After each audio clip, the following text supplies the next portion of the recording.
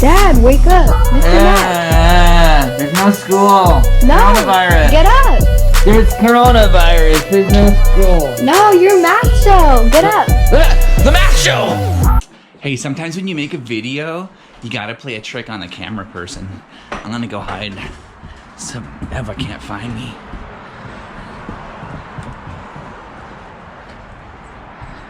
Yep.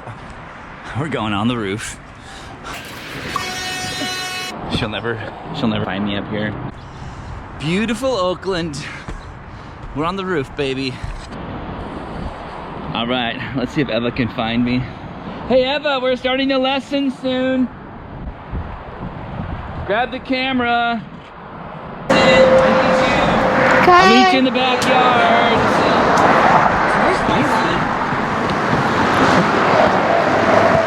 Mr. Mac? Up here! Woohoo! Why are you up there? We're doing the lesson up here today.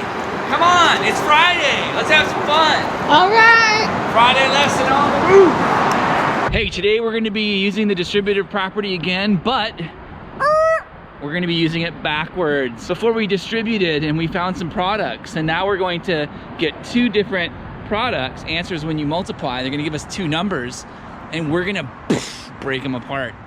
And now, it is time for the warm-up. Can you speak algebra? All right, what you guys see right over there is a bunch of algebraic notation. Lots of fancy stuff with fancy names, and what we need to do is learn how to speak algebra. So today's warm-up is just learning what these parts of an algebraic equation are. Let's read it together. All right, so why don't you give it a shot before I even tell you. Let's see what you guys think. How would you read that? I'll wait. All right, I think I heard some right parts there for sure. I think some of you actually got it. Let's read it together. It's 5a squared minus b equals -4. Someone might have said 5a raised to the power of 2 minus b equals -4. That works too. And then if you want to say it a little fancier, what we can do is start with a subtraction on the left side, and we could say something like this. The difference of 5a squared and b equals -4. You want to try that one with me? Let's do it one more time. The difference of 5a squared and b equals -4. All right, so let's look at the parts individually. I'm going to tell you one part of this whole equation, and you tell me what you know about it. Okay, what about the -4 on the right? What is that?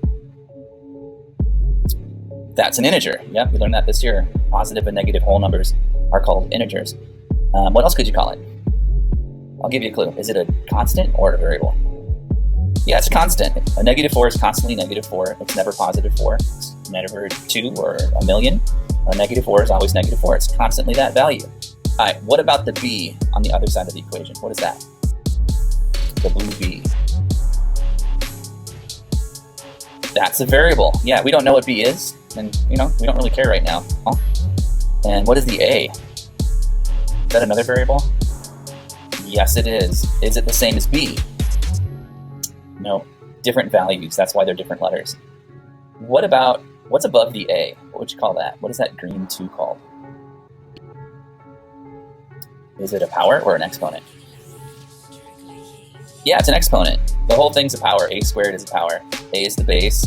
The 2 is the exponent. But a squared is called a power. And then what about that 5? It seems like an easy one, but there's actually a few names for that one. The yellow 5. What is that? You said it's a constant. You're right. Is it an integer? Yes, it is. Is it a factor? Is it being multiplied by something else? Yes, it's also a factor. And it's got a really special name. It's kind of like a co-pilot. It's next to something, and it's part of something. It's a coefficient. Coefficient. All right, what about the green subtraction symbol? What would you call that? I'll give you a clue. You learned the order of blank earlier in this module, the steps to do something. Yeah, it's an operation. Subtraction's an operation. It's something we do to numbers. Great. Cool. Let's keep going. There's more. What about the whole left side of this equation? 5a squared minus b. What is that called? That's an expression. It expresses something. The right side's -4. That's also an expression. What does it mean that there's an equal sign between these two expressions? Do you know? That means they're equal, yeah. If the right side's -4, then the left side is also equal to -4. Great job, that was today's warm-up. Just talking a little bit about algebra. On with the show.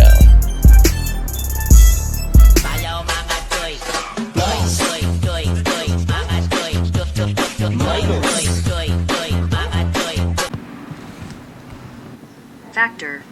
Factor. Hey, we're about to go to the roof to do some practice problems. But in the last lesson, we used the distributive property to distribute. We did 3 times 5, and then 3 times 2. So that's 15 plus 6. And today, we're going to start with this and wind up with this. And that's called factoring. Factor. Factor. Factor, distribute, distribute, factor. Factor.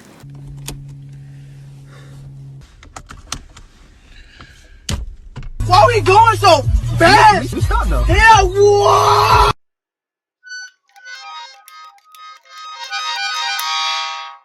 Pencil time. Let's go to the roof. 8 plus 12. So this is an expression, 8 plus 12, and what we're trying to do is just rewrite it by figuring out a common factor. Hopefully we'll find the greatest common factor. Let's try it. So I got an 8 and a 12. So let's use the model over here. I'm gonna take the 8 and the 12, and that's gonna go in here. Now here's what I need to do. Remember that greatest common factor? That's the hardest part to do, and that number is gonna go right here. Greatest common factor. And then as soon as I find that, I'm gonna find out the other two factors, which will go in these boxes right here. And I've been teaching this a long time with this model, and students really like this model. So let's look at the 8 and the 12. This is the hardest part. What is the biggest number that goes into an 8 and a 12? They have it in common, it's the same. Well, I always like looking at the smallest number first, 8, and figuring out what's the biggest number that goes into 8. 8 goes into 8. Does 8 go into 12? Nope. Okay, so it's not 8. How about 2? Does 2 go into both numbers? Yep, that's a common factor. Does 3 go into both numbers? Does 3 go into 8? No. Does 4 go into 8? Yes, 4 goes into 8. Does 4 go into 12? Maybe it's 4. How about 5? Does 5 go into 8? Nope. How about 6? Nope. 7? No. 8? 8 does go into 8, but it doesn't go into 12. So we found it. 4 is our greatest common factor, and that's gonna go there. The rest of it's really easy. Watch this. Remember when we distributed, we went and did something like that? Well, it's the same thing. We're gonna do 4 times what will give me 8? Yeah, it's 2. 4 times 2. 4 times what will give me 12? That's 3. Now you're probably saying to yourself, where's the answer? It's right here. That's it. The answer's right there. 4 times 2 plus 3.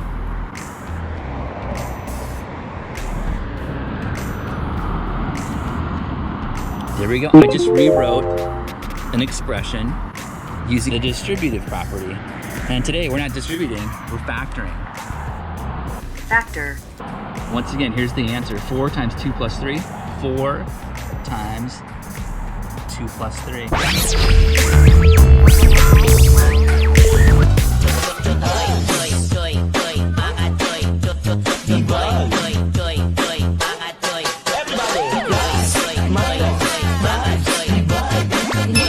Let's pick some bigger numbers. 30 plus 50. Let's use the distributive property and rewrite it. So I know I got the two numbers. What's the first step? Put it in a box. Here we go.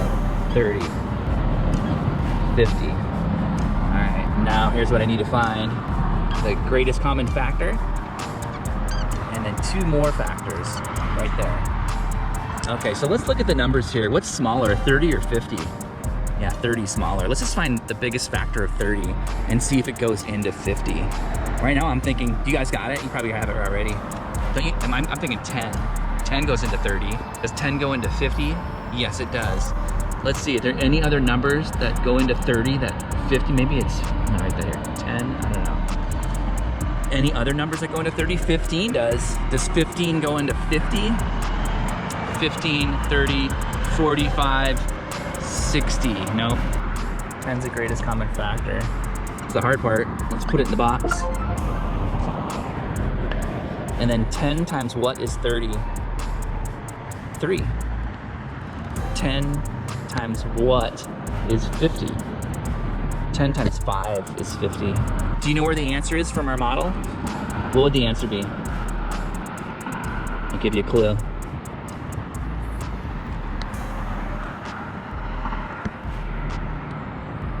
It's right there. 10 times the sum of 3 plus 5. On the roof!